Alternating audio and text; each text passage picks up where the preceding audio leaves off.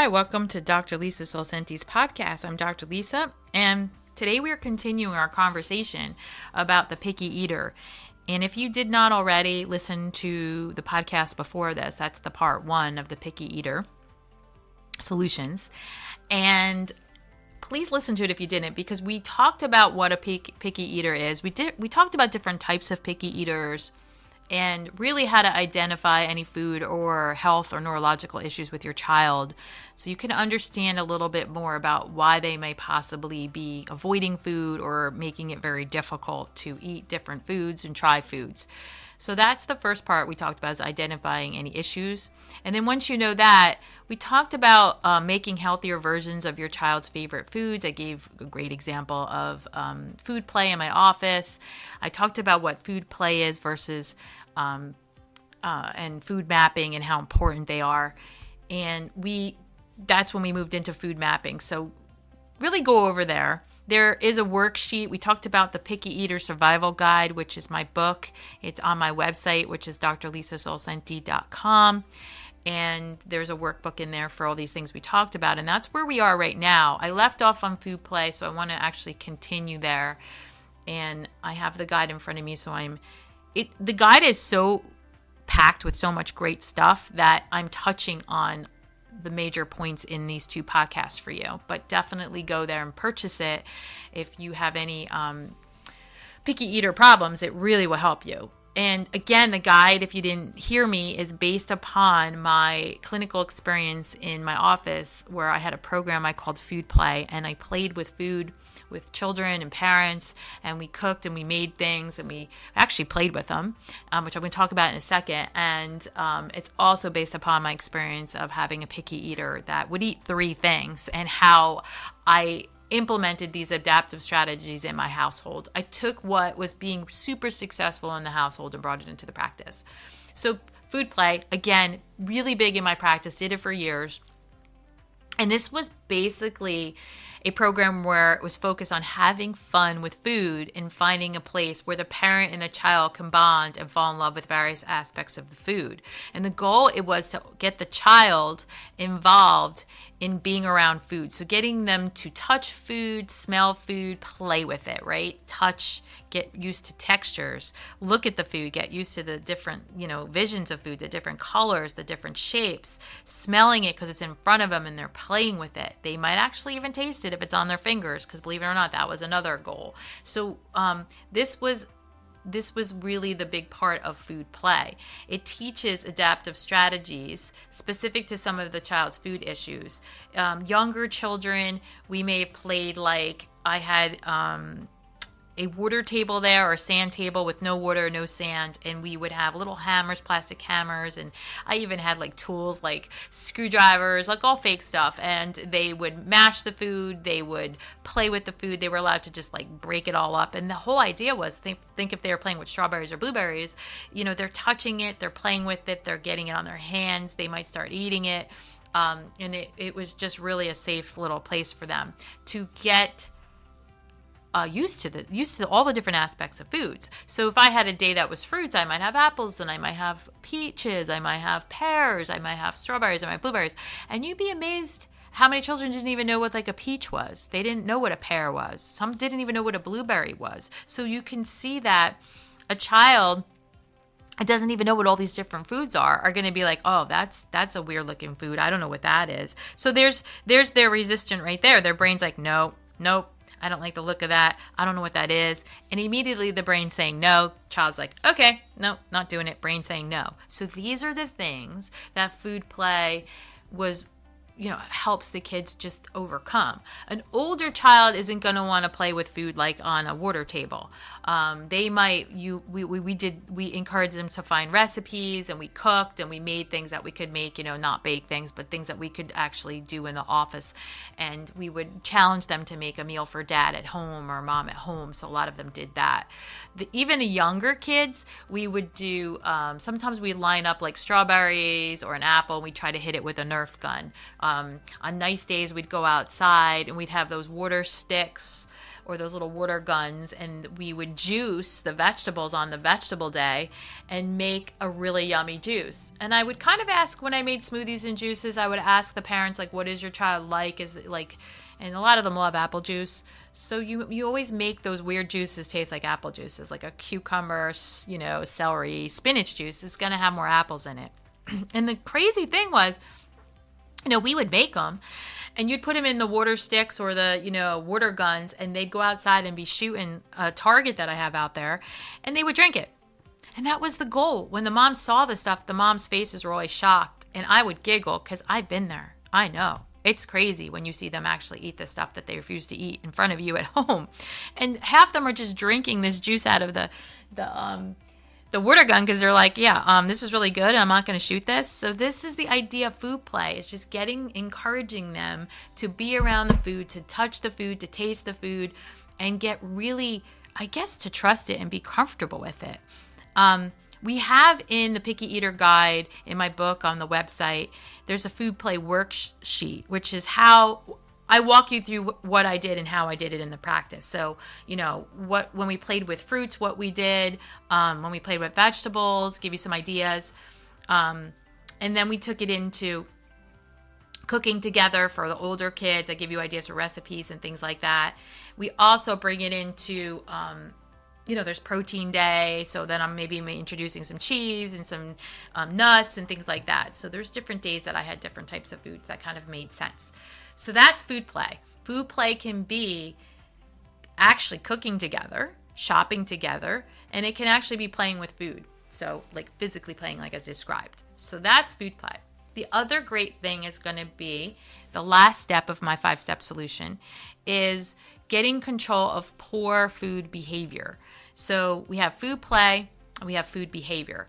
So food behavior this method is focusing on any food issues that might be related to or creating poor mealtime behaviors or just poor behaviors associated with food. So you're looking at this relationship between the food and the child having a poor behavior that you don't like. And the goal is really to undo this poor food behavior by teaching positive reinforcement of the good behavior. So you're looking at the opposite behavior. It's a delicate balance between your child being in charge of mealtime and you being in charge of mealtime and you wanting the appropriate behaviors. So this is what we're trying to figure out for you. And once that negative food behavior is eradicated, you're going to have the good behavior and you're just going to constantly trying to reinforce it. And what happens is now you have a good behavior and a positive environment to create maybe that successful food mapping we talked about, or to try new foods, or to do more cooking. So the 3 components of the Picky Eater survival guide is, food mapping, food play, and food behavior. And that's the 3 core crux things that were the core elements of what we're talking about. They kind of overlap each other. Like if you had 3 circles that overlapped and, one circle's food behavior, one circle's food mapping, and one circle's food play. But the whole purpose is once you create this positive environment where the child feels safe and start trying new things, they all kind of, excel. And I empower you to define and set some clear rules in this food behavior part as what you expect from your child at mealtime, and also what consequences happens if the rules are broken. This is really important. You have to get control of the poor food behavior. I also encourage you to implement some strategies, which I'm going to go over, which are positive reward systems for good behavior, successful food mapping. If they're doing really well, reward them. So we're going to set up right now a behavior chart, a rule chart, and a reward system. So this is what we're going to talk about. Of course, if you get the Picky Eater Survival Guide, I give you all the charts. I walk you through everything. It's very in-depth, but this is a podcast, so I'm just going to touch base on a few aspects of it. Now, if the first part is you want to create your own food behavior chart. And the goal of the chart is to work with your child trying healthy foods, right? And you also want to make sure on the rule chart that you are setting the rules for this setting, right? But the rules have to be the good behaviors you want. So you've got two aspects of this. You're going to have a food behavior chart where you're kind of tracking them trying new things, but you're going to have a rule chart that's going to talk about, I want to see you sit at the table, right? So you're going to actually put the good behaviors you want to see. You're going to ignore the bad behaviors for the moment. And so the family rule chart, you could start with 2 behaviors if it's too difficult. You could start with 1. I leave up to 4 spots you can do. I think more than 4 is just too hard. But you might have a child that absolutely cries when you want them to try new foods, or throw tantrums, or absolutely refuses to eat. You might have a child that refuses to sit at the table, and you're just like, I just want everyone to sit at the table and eat the meal. When you're done with the meal, you can go play. But maybe you have a child that runs around and grabs something off a table, or you have a child that wants to eat in front of a video game or on a couch, and that's not really what you're envisioning as family eating time. You want to talk to them, see how their day is. Get control of this. You can. That's the great thing. The great thing is that you have control. It's just me trying to teach you how to gain back that control, but you have it ultimately. So food behavior charts work, the family rule chart works, but you have to come up with this. You have to come up with a reward. So this is all reward based. This is not punishment based. So what you're doing is you're making the rules, and the rule might be that you sit at the table to eat a whole meal, or you could do it shorter, like they sit for half an hour. I would set a rule and try not to lessen the rule. So that's how I did it. I want you to sit at the table. They're not going to maybe able to do it the first couple times, but that's okay. The whole point is for them to figure out that if they do it, they get rewarded. So every time the child sits at the table for the meal, you give them a sticker on the behavior chart. And then on the rule, it's going to say, I need 5 stickers for this reward. Now, the other thing you have to come up with is what reward do you want to give them? And there's a couple thoughts on this. I learned from Luke's special education teacher that the reward-based household is one of the most effective disciplinary households. And the reason he told me, and I'm going to share this with you, because it was like a light bulb went on in my head. He said, do you go to work? I go, yeah, of course I work. And he's like, well, what do you go to work for? I go to help people. He goes, yeah, but ultimately, why do we go to work? And I'm like, I guess paychecks. Is that where you're getting at? And he goes, yeah, we go to work for, an income. And then we take our money and we reward ourselves. We buy what we want. We buy the things we need. We buy the things we like. We pick our house. We pick our car. We pick our clothes. He goes, so it's reward based, right? If you went to work and you didn't get paid, would you stay? And I was like, probably not, because then I couldn't have these things to live and survive. He's like, exactly. So why wouldn't you teach your boys this now? Because that's the reality of their future. You just give them things. When they move out of your house, they're not going to just get things. They actually have to go out and earn them, and they're going to be rewarded with their paychecks. He goes, why don't you teach your boys this now? Because it's the reality of the world. And I was like, oh my gosh, he's totally right. So I said, well, how would I do this? He goes, you are giving your kids so many things right now just because they live with you. You're just giving them for no reason because you love them. You're just giving them whatever. And I was like what? Let's go over this. And he was like, okay, video games, video game times. At the point, it was Game Boys, Nintendos, things like that. Right now, you're probably talking about phones and iPads and, I guess Xboxes and things like that. He goes, all that stuff, he goes, is extra stuff, because they know you, they live with you, and you love them. He goes, make them earn it, because they can't go out and buy an Xbox unless they go to work, make the money, and earn it. He goes, teach them that. Teach them the value of the money, the value of the work, and the value of the reward. And I was like, oh my gosh, So that's what we did. It was really hard at the first. I'm telling you that I'm getting away from food. But if you take this concept that I'm teaching you and put it smaller and simpler in food, it works. It works in the kitchen as well. And if you could do your whole household for behaviors, and it's really tough at first, the first couple months, it's tough. But once your kids get it and you get it, it just becomes the way. And it worked out beautifully by the time we got to high school. So this is, and then sometimes they'd be like, you're blackmailing me. And I'm like, well, you can call it blackmail, but really it's just, positive consequences. If you do A, you'll get rewarded with B. But if you don't do A, there's no reward, right? If you don't go to work, there's no money, right? For you to go buy your Xbox. It's the way it works. So this is the same idea on a very smaller scale and a very simpler thing, so you're not overwhelmed, but it's the same concept. So that's why I wanted to share it with you.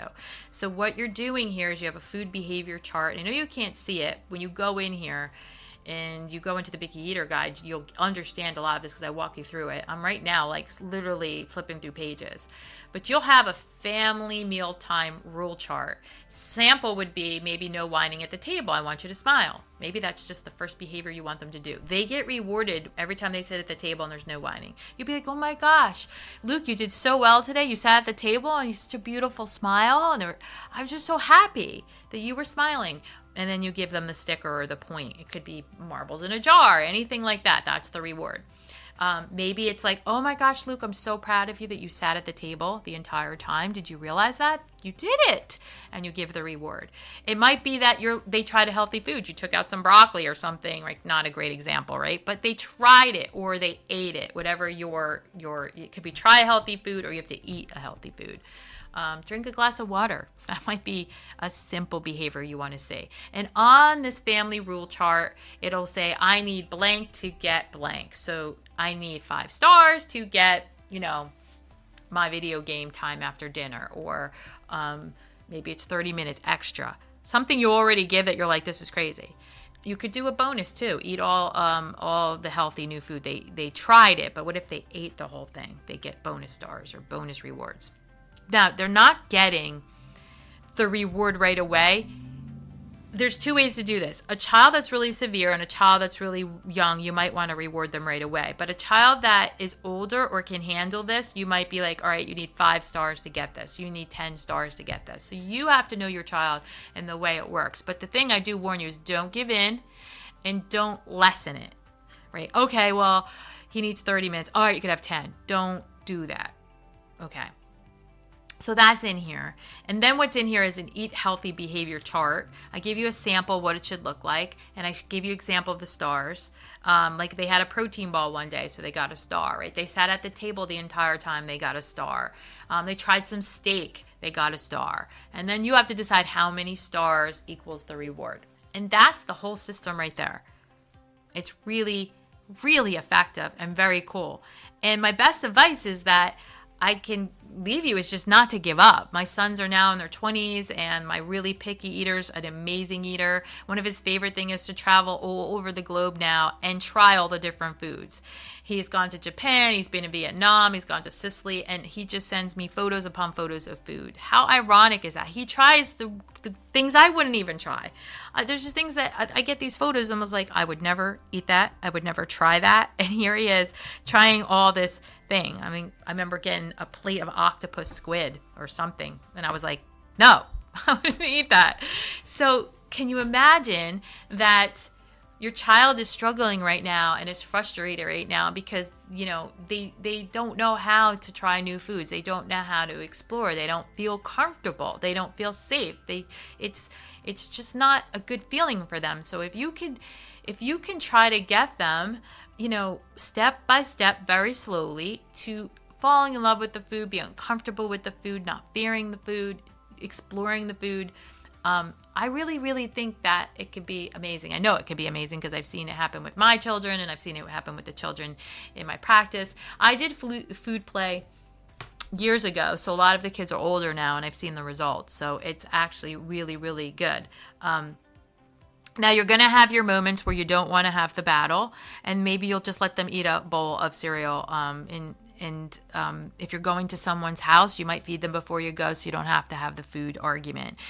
You could say, hey, we're going to grandma's, and I know that you don't really like to eat X, Y, and Z.